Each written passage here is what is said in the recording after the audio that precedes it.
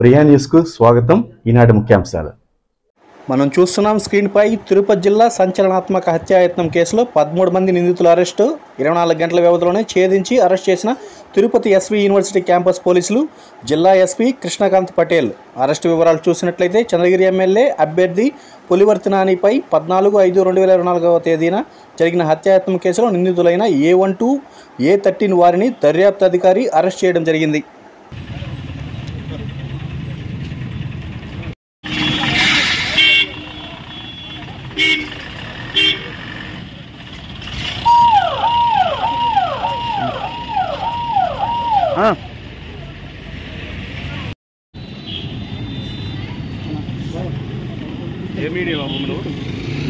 Big TV sir.